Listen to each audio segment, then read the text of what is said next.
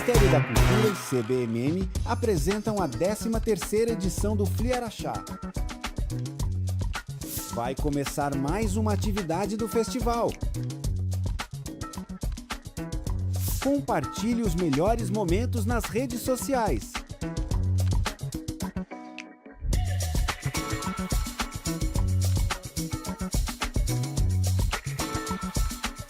O vídeo a seguir possui recursos de legenda e libras. Apresenta cenas dinâmicas que registram diversas manifestações culturais de todas as regiões do Brasil, ambientado tanto nas ruas, nos palcos, como em grandes eventos e produções ou ambientes intimistas. O vídeo é plural, com agentes culturais de todas as idades, etnias, roupas e figurinos coloridos próprios de cada expressão cultural. A cultura é um dos mais preciosos instrumentos de democracia. É um canal de expressão plural que permite a convivência de diferentes vozes, histórias e visões de mundo. E por isso a cultura, tal qual a democracia, deve ser defendida e fortalecida. Essa é a função da Lei Rouanet, a principal política pública de incentivo à cultura brasileira. Com ela, perseguimos a missão de assegurar o acesso democrático à produção e à difusão cultural. Ao longo de mais de 3 décadas, a Rouanet permitiu que inúmeras iniciativas culturais, antes inviáveis, ganhassem o mundo. Revelou histórias, preservou tradições e transformou vidas. Lei Rouanet, há 33 anos tornando a cultura brasileira mais plural, acessível e democrática. Logos: Lei Rouanet, Ministério da Cultura, Governo do Brasil, do lado do povo brasileiro. Itaipu, rumo ao centenário. A roda de conversa acontece em uma sala grande. Ao fundo foi montado o palco. No chão foi disposto um tablado elevado de tom cinza e azul. O fundo é composto por um grande banner em tons de vermelho e amarelo. No canto esquerdo, Leicing, Ministério da Cultura e CBMM apresentam 13º Fliaraxá. Centralizado está um quadro branco com as logomarcas das marcas patrocinadoras do evento. E no canto direito foi posicionada na parede uma televisão que passa ao vivo a roda de conversa em questão. Centralizada em cima do tablado, foi disposta 2 cadeiras intercaladas por 2 mesinhas que carregam garrafas com água. De frente ao palco foram dispostas inúmeras cadeiras destinadas à plateia. Da esquerda para a direita, a primeira pessoa sentada é Luciano Cury, um homem pardo de cabelos cacheados curtos de tom escuro. Possui barba de mesmo tom. Ele traja camiseta de botões de mangas curtas de tom amarelo claro e calça preta. Leva no pescoço o crachá dos participantes do evento. A segunda pessoa sentada é Luiz Humberto França, um homem branco de cabelos curtos rente à cabeça de tom grisalho. Possui cavanhaque de mesmo tom. Ele traja camisa cinza e calça jeans. Usa óculos retangulares de aro fino e leva no pescoço o crachá dos participantes do evento. Também numa luta para cuidar de alguns aspectos centrais da comunidade, né? Como, por exemplo, a restauração da estação, não é isso?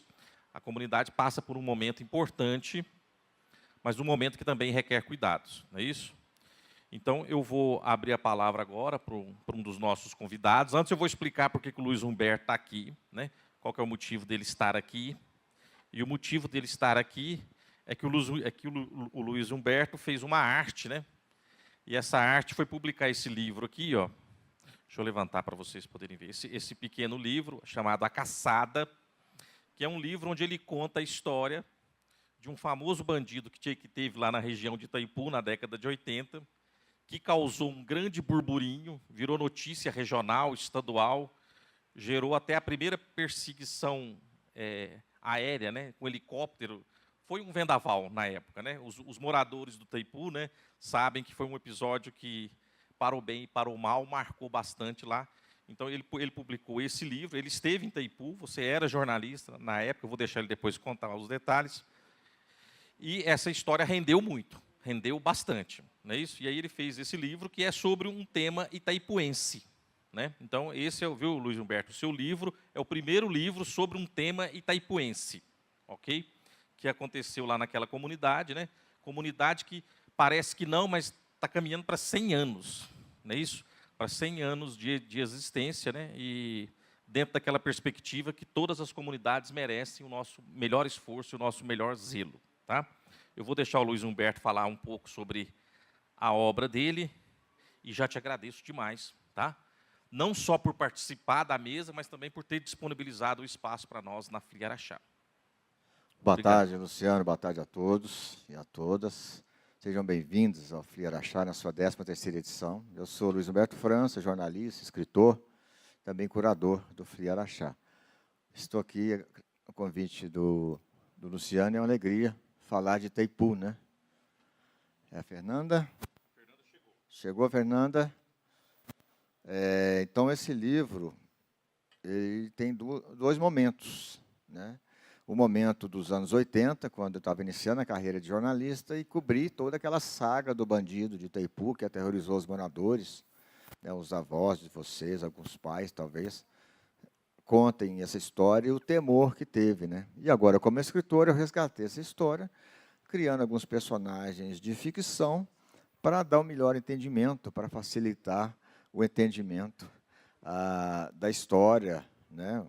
Como enxergando um pouquinho do lado da comunidade, qual era a percepção da comunidade com aquele fato que chamou a atenção do Brasil todo e gerou uma perseguição aí de meses, né? Até chegar ao final do livro, que você, se quiser falar, pode, mas porque senão dá um spoiler, mas o livro ele está com a edição esgotada, né? E a gente pretende, talvez o ano que vem, no centenário, com o seu prefácio, fazer uma nova edição. Seja bem-vinda, Fernanda. Boa tarde a todos, pessoal. Mais uma cadeira é colocada no palco, à direita de Luiz Humberto, e nela se assenta Fernanda, uma mulher branca de cabelos muito lisos e longos de tom castanho. Ela traja calça preta e blusa de mangas compridas decotada de tom preto. Ao longo da roda de conversa, a plateia é convidada a interagir. Os que falam recebem o microfone. Mas ela já deve saber dessa história, porque essa história circula lá no Itaipu, e mesmo quem não viu, ouviu, né? Mas, Luiz, comente mais, por favor. Agora, o que é interessante, que ninguém sabe, ou pouca gente sabe, é que esse livro foi traduzido para o espanhol e eu lancei na Argentina há uns 2 anos. Então, ele tem uma versão em espanhol. Que legal. Né, que lancei na Livraria Caburé, lá no bairro Santelmo. Ganhou aí muita divulgação e uma proposta diferente. Que né? legal, olha só, gente. Uma novidade. Hã? Nossa, essa eu não sabia, viu, o Luiz Humberto? Pois A culpa é do Luiz Humberto, que não comentou comigo, tá, gente? Senão eu já saberia, já. É isso mesmo. Mas esse livro, essa aventura aí do bandido de Itaipu, né? Na época chamou muita atenção, porque ele entrou numa fazenda de um dono de um jornal aqui de Araxá, que era o Correio de Araxá, o seu Atanagildo. E aí ele ficou muito revoltado e começou a dar notícia e mais notícia para ver se a polícia pegava o bandido. Então ele chamava ele de Rambo das Perdizes, bandido de Itaipu, o salteador. Aí começou a ter várias versões dele, né? E o interessante é que a postura da polícia foi muito interessante, porque além de demorar muito a pegar e ser pressionada por BH a pegar logo esse homem, porque nós estamos passando vergonha, ela inventava a história que ele matou, né? Ele nunca matou. Ele fazia as artes dele, roubava a panela, coisa de comer, mas matar nunca matou. E a polícia, no final, né, ela poderia ter preservado a vida dele, até para saber quem era.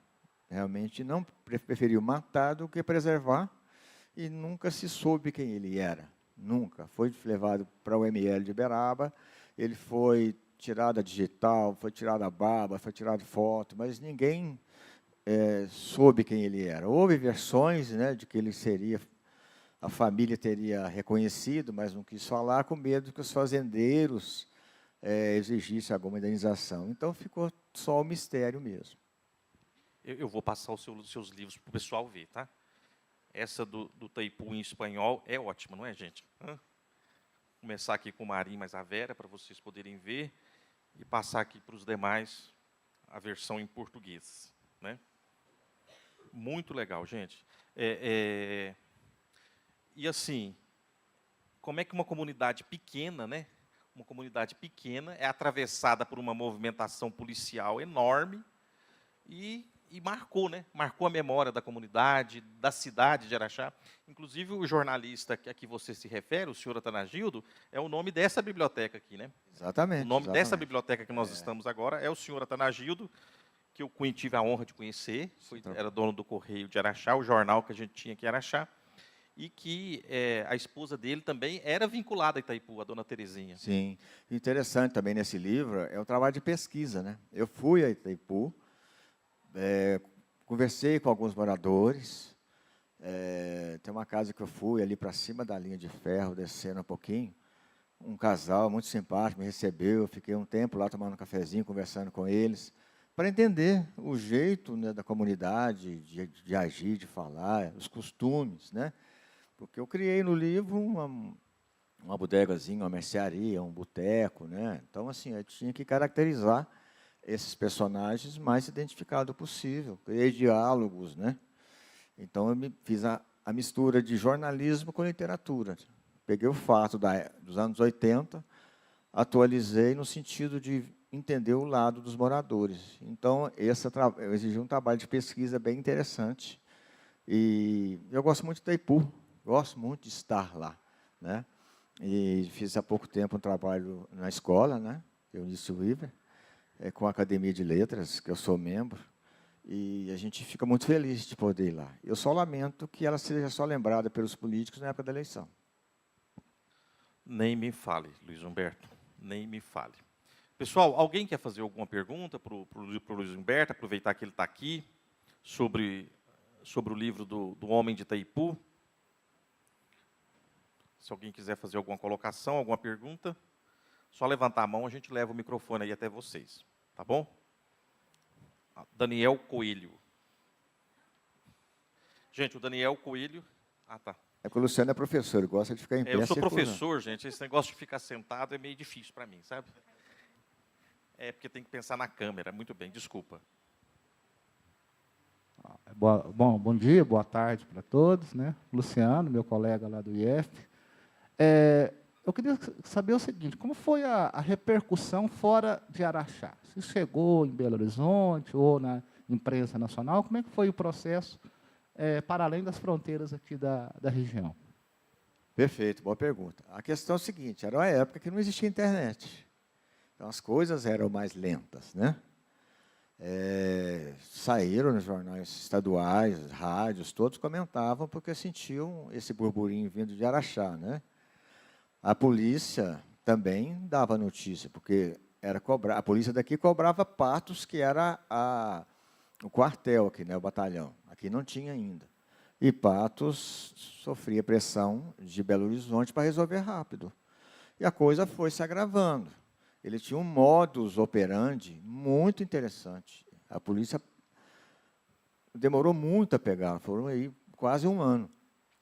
Ele tinha umas estratégias de fuga pelos riachos para fazer subir as pegadas dele. Então, a polícia começou no homem a homem ali, não deu certo, trouxe cães farejadores, não deu certo, trouxe helicóptero, até eles começarem a usar mais a inteligência no sentido de ver qual que era a estratégia dele. Ele tinha a estratégia de sempre voltar onde ele já tinha passado. Então, um dia, eles fizeram um mapeamento. A polícia tinha lavradores, policiais disfarçados de lavradores. Policiais no campo trabalhando como lavradores comuns para tentar achar a pista dele, para ver se ele aparecia em algum momento. E realmente ele sumia e ninguém achava. Eu pus no livro aí um tempo que ele ficou sumido, eu criei uma história de que ele teria saído um pouquinho para deixar a poeira baixar e depois ele voltou. Então, esse incômodo gerado na polícia repercutiu muito. A polícia não consegue capturar. E começou uma pressão grande para que ela conseguisse capturar o famoso bandido do Itaipu, o Rambo das Perdizes. Rambo das Perdizes. Essa é ótima, né? Antes, deixa eu só te fazer uma pergunta, Luiz Humberto. Existe uma história de que talvez ele fosse uma pessoa que tivesse problemas mentais, né? Pelo modo que ele fazia, pelos assaltos, já que ele não levava coisas de valor. Tem uma história, tem uma versão de que ele teria algum tipo de problema mental. O que você pensa sobre isso? O grande problema é que são várias versões, né? São várias versões para pouca coisa palpável que se tem dele. Né? Dizem, tem gente que fala que já achou pedaços de bonecos, onde ele ficava. Tem gente que fala que nunca ouviu a voz dele, a versão de que poderia ser até mudo. Então, é difícil você ter algo de concreto dele, sim. O que tem de concreto é que eu já vou falar ao final do livro, que todo mundo já sabe, né? É quando ele foi capturado. A polícia armou uma tocaia numa fazenda Cafundó, que realmente é longe, é nos Cafundó do mundo. A gente foi chamado aqui 3 horas da manhã, me avisar, ó, pegaram o bicho. Nós fomos, andamos, até não chegava. Aí chega uma baixada assim, a fazenda é lá no fundo. Parece onde o mundo termina. E lá eles chegaram, ele tinha um jeito de agir, igual eu falei. Ele chegava na casa e ele não entrava pela porta. Ele pegava uma colher e ia tirando o revestimento, né, o reboco ali. Ia tirando, tirava o cimento, puxava um tijolo, e fazia um buraco. Né? E esse buraco ele entrava. Muitas vezes ele ia pelo telhado primeiro, subia no telhado. Então, daí pode-se achar que ele tinha problemas mentais. Né? Ia no telhado, lá em cima ele marcava de um jeito dele, descia, fazia o buraco. Então, nesse dia, a polícia entrou na fazenda, pediu para o dono que fosse embora, que eles iam armar essa tocaia. E assim fizeram. Lá na fazenda, estive lá, né? Tem uma parte assim, que é uma parte onde coloca telha. Telha não, lenha, do lado do fogão de lenha. O fogão de lenha está aqui, tem um cômodozinho só para colocar telha. Eles esvaziaram esse cômodo e ficaram esperando. Aí chegou determinada hora e escutou o barulho. Eles ficaram um dia nada, 2 nada, no terceiro, na hora que eles estavam desistindo, eles escutaram o barulho dele lá em cima, andando em cima da telha. Passou um pouquinho, ele começou a tirar os tijolos, ao reboco. E eles armados, pronto. Assim que ele botou a cara para dentro, eles mandaram bala nele.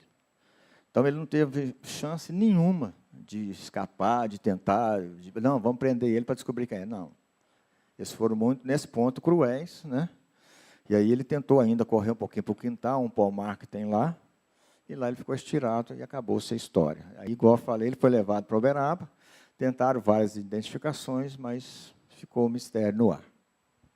Acabou a vida dele, né? A história continua, né? Já está até em espanhol, já. Nós estamos aqui hoje, esses anos todos depois, falando dele, né? Então, assim, é o que a gente fala, né? A história fica, né? Ele já morreu, já foi enterrado, não tá, já nem sabemos onde está, mas a história a gente continua contando aqui.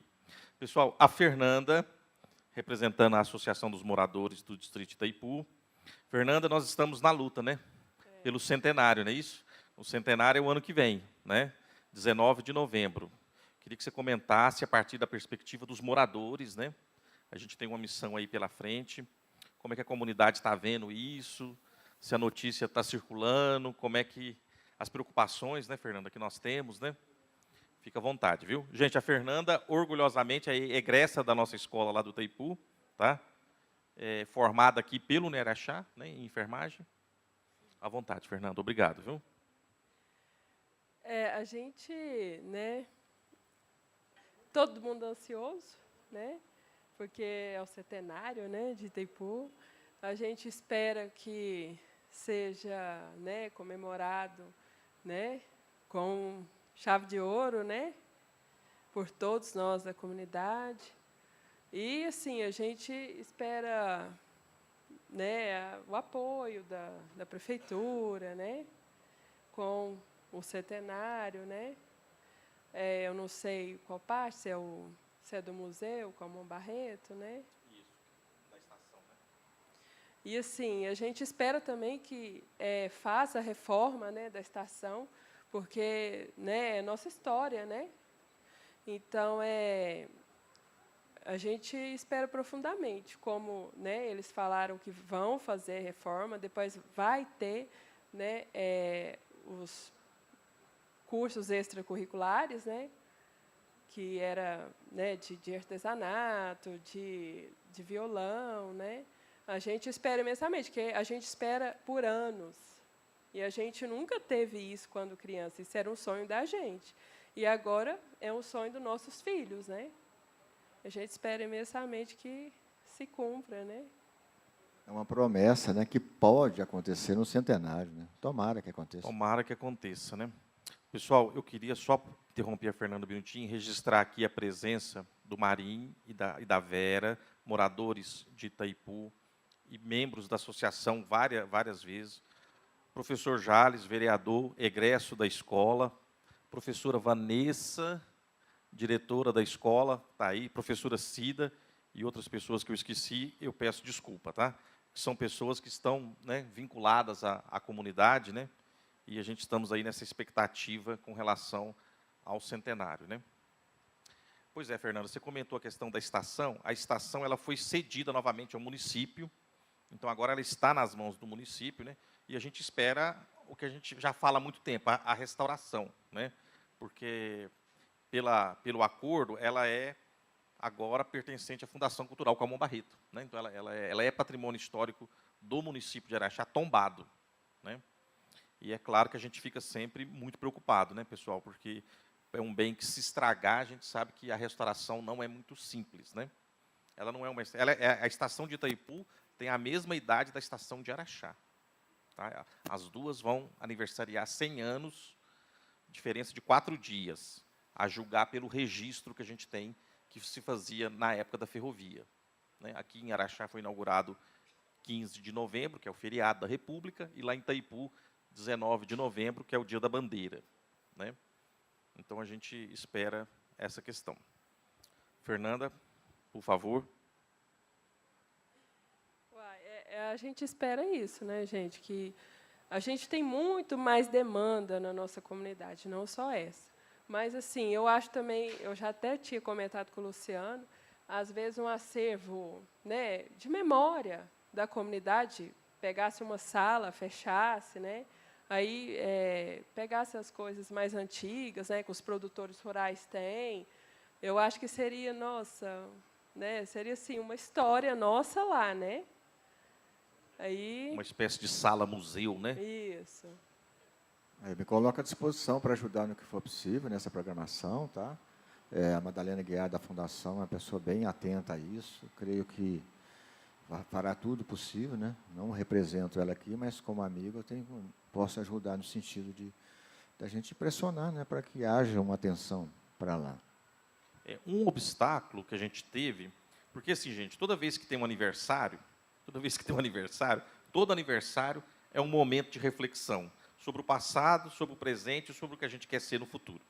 Isso é comum, né? Aniversário é isso, né? A gente festeja o presente, lembra do passado e projeta o futuro. No caso de Itaipu, não é diferente, né? Por exemplo, a gente não gostaria que a estação estivesse fechada no centenário. A gente gostaria que ela estivesse funcionando no centenário, né? Mas precisa começar agora, né? Precisa começar agora. E um dos obstáculos era a cessão do prédio, porque o prédio lá é federal, é da antiga rede ferroviária federal. Então, o prédio agora foi novamente cedido, né? Muita gente batalhou, muita gente ajudou, né? Moradores, a própria associação, o Jales, que está aqui, que é egresso e que foi a Brasília puxar a orelha do DENIT. Então, assim, vários colaboraram. Agora tem a segunda etapa, né? A segunda etapa agora, aí não é uma etapa em Brasília, é uma etapa conosco em Araxá. São os nossos, porque agora o prédio está cedido novamente à prefeitura. E aí a gente precisa desse apoio. Então, a gente agradece, sim, isso, né, Fernanda? Qualquer pessoa que puder nos ajudar, a gente agradece, sim. Porque, na verdade, é uma comunidade pequena que surgiu ali em torno da estação, então a estação ela tem uma centralidade, não tem como escapar, né? Não tem como escapar muito disso, né? Dúvidas, pessoal? Pois não. É tombada a estação. Sim, a estação de Itaipu ela é tombada como patrimônio histórico municipal. Ela tem potencial, essa é uma questão que a gente está estudando agora, sabe? Ela tem potencial para ser tombada também a nível estadual, mas ela ainda não está tombada a nível estadual, correto? E o Brasil hoje vive uma questão seríssima, porque muitas estações estão sendo perdidas, né? E a gente fica preocupado com isso. E fora um outro sonho muito grande que a gente tem, que não é só itaipuense, mas é araxaense também, que é o passeio ferroviário, né? Araxá tem condições, já foi feito um estudo, Araxá tem condições de ter o passeio ferroviário, o trem turístico daqui o trem de Araxá a Itaipu, tem potencial, e Araxá tem um facilitador, que a gente não precisa de autorização de outros municípios, porque o passeio é todo feito dentro do próprio município. Eu conversei com um amigo historiador que fez um trabalho, ele falou que uma luta deles lá no sul de Minas foi a questão de que passava por outros municípios, aí um prefeito queria, o outro não queria, quando um quis, o outro já não quis mais, quando um tinha dinheiro, o outro já... Nossa, até que coincidiu tudo, foi um fiasco. Aqui em Araxá a gente não tem esse problema, o passeio é todo feito dentro do mesmo município. É um elemento facilitador. Depende da vontade política. Depende da vontade política local, né? Não é Brasília, entendeu?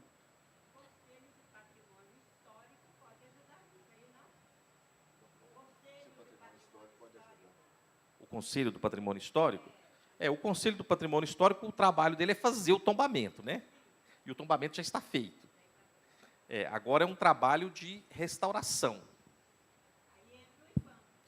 O IPHAN, o IPHAN, eu acho que a gente pode até ver se o IPHAN tem recursos para isso, mas porque eu acho que o IPHAN é mais tombamento também, né? Eu acho que buscar um tombamento estadual seria uma etapa da frente, uma etapa mais para frente, né? Precisa ver se não será um complicador, né, em vez de ser um facilitador, né? Não, mas assim, é um patrimônio, né? Não tem como escapar disso. Sim, mas o importante não é só o restaurar, é um passo, né? É. Dar uma destinação para o espaço, que é também importante, né? Você ter ali atividades que mobilizem a comunidade, com artesanato, com doces, sei lá o quê, para que seja vivo, né? Para que tenha vida. Uma das ideias é levar a agência dos Correios para lá, colocar a agência dos Correios lá. A agência dos Correios já está em negociação, já, independente de alguns trâmites da prefeitura também, né? Como é um distrito de Araxá, é muito dependente de Araxá, né? É muito dependente do poder local. Não tem como escapar muito, né? O outro seria reativar a biblioteca e a fundação. A fundação vai usar boa parte do prédio da estação. Ótimo, tomara que ela faça bom uso.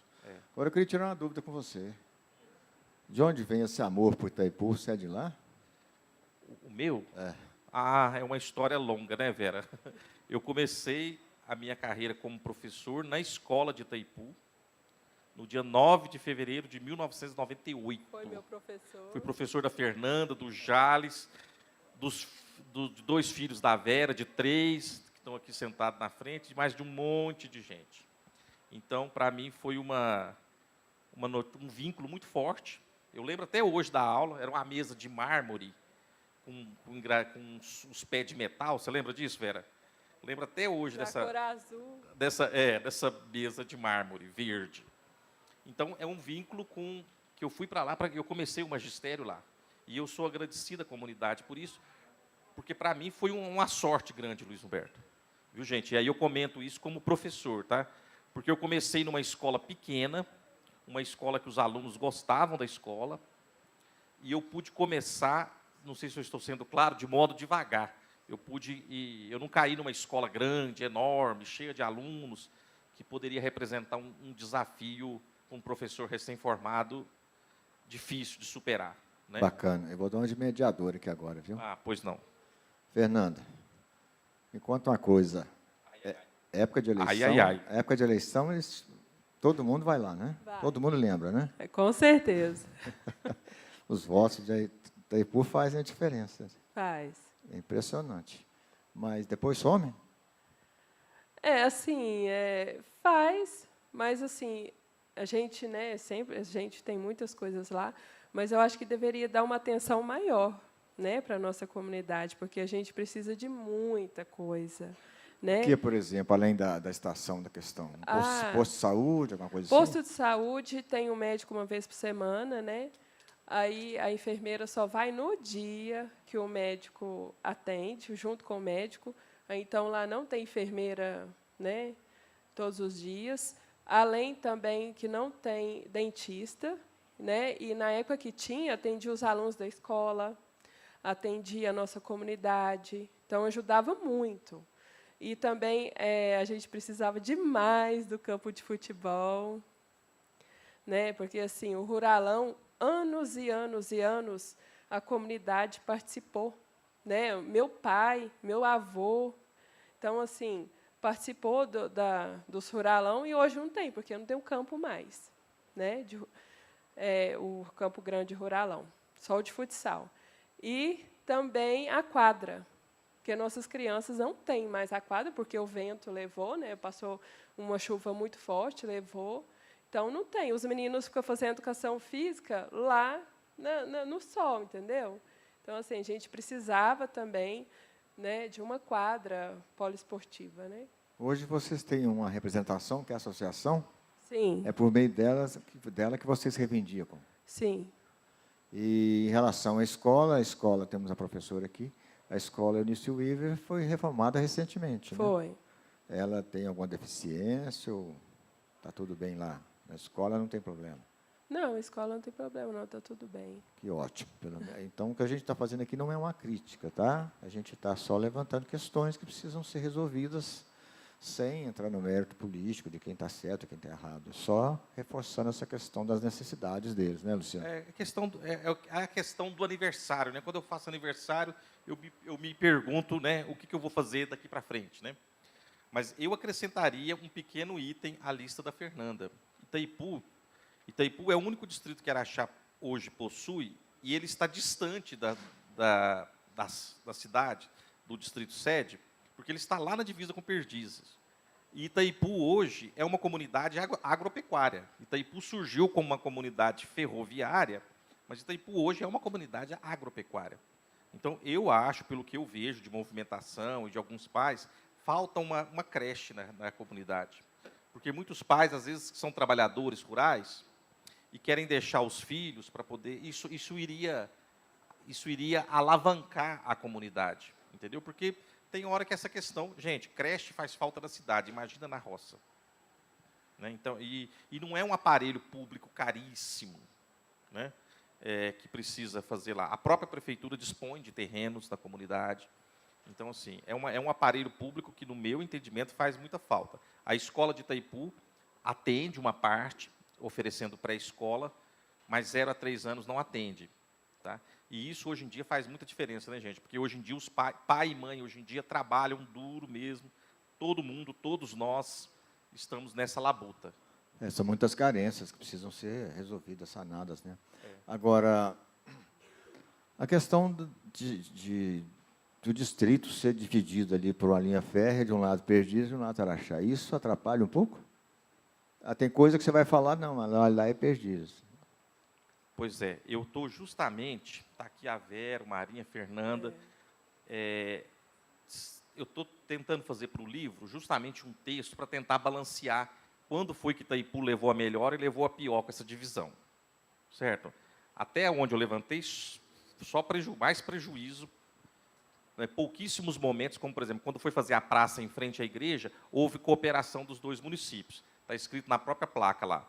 Mas é momento raro, a maior parte do tempo causa problema. Entendeu? Ainda causa outros problemas, que é questão até histórica, geográfica, acadêmica, de pesquisa. Como é que você pega uma comunidade pequena e parte no meio? Entendeu? É uma certa indiferença, sabe? Quando a pessoa vai fazer uma divisa municipal, vai lá e ignora, né? Tem um desconto, porque isso aconteceu em 1938. Itaipu era nascente naquele momento, né? Mas, assim, no Brasil... Gente, no Brasil, nós não temos política pública para distritos, tá? O Brasil não tem política pública para distritos, não tem. Fica a cargo das prefeituras, uns fazem mais, outros menos. Uberlândia, por exemplo, tem distritos com uma infraestrutura muito boa. Já mais aqui para o Alto Paranaíba, já não olha muito. Então, assim, academicamente falando, cientificamente falando, falta política pública, falta definição, né? E eu acho que esse é um dos principais problemas, viu, Vera? Eu acho que esse é um dos principais problemas. A gente já teve problema com o transporte escolar. Teve época que as 2 prefeituras se desentenderam. Não, esse menino é seu. Não, esse menino é seu. Não, mas ele estuda na sua escola e eu que vou transportar? Não, você transporta o seu menino. Não, o menino é seu, você que transporta, você que vai... Está aqui o Jales, que viveu essa situação, né, Jales? E eu estou comentando porque o Jales me autorizou a comentar, tá, gente? Então, Um jogo de empurra, né? Eu queria... Até que os dois unir para ajudar, eu não tenho notícia disso. Pouquíssimas vezes aconteceu. A gente está caminhando mais para o final, e eu já apropriando da mediação sua, Tranquilo. eu vou pedir a colaboração da doutora Erilda, que é membro da Academia Araxaense de Letras, para fazer um depoimento daquela visita que nós fizemos à escola Eunice Weaver, e também para falar um pouquinho da cultura, do que ela viu lá.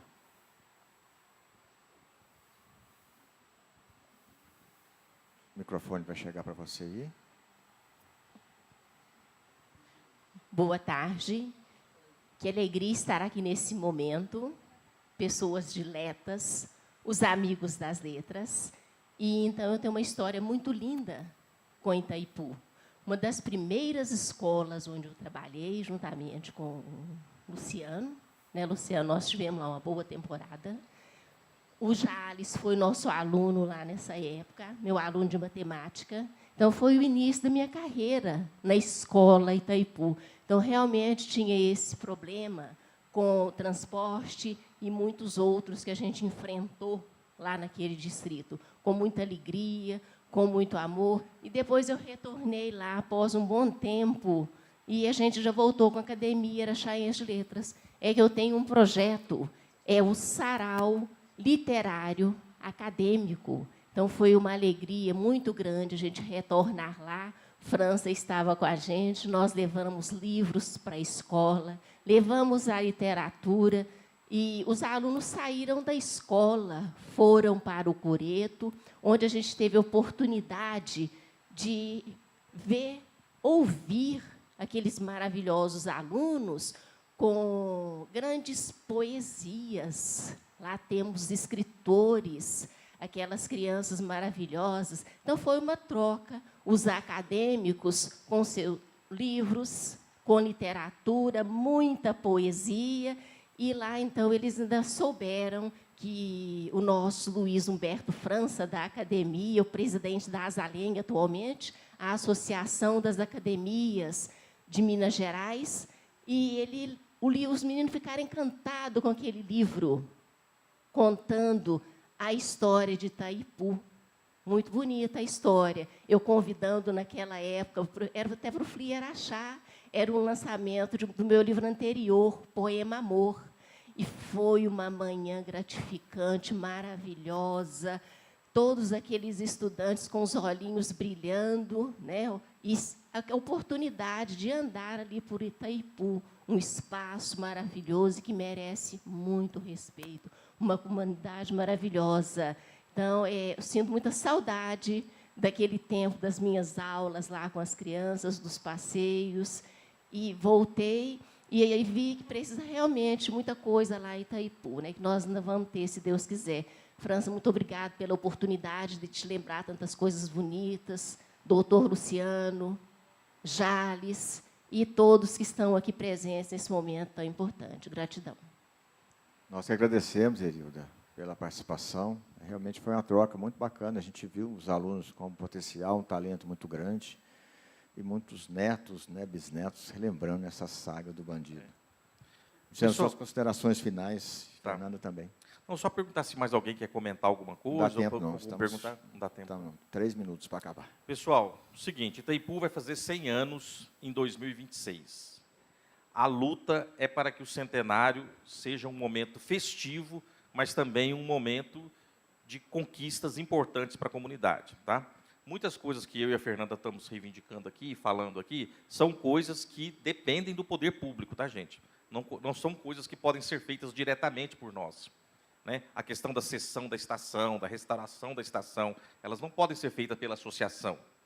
É uma coisa que demanda a intervenção do poder público, a questão da regularização dos terrenos, que está sendo feita agora, graças a Deus, a questão da pavimentação das ruas que ainda faltam, são questões que demandam o poder público, não somos nós que podemos fazer, não é a reforma da nossa casa.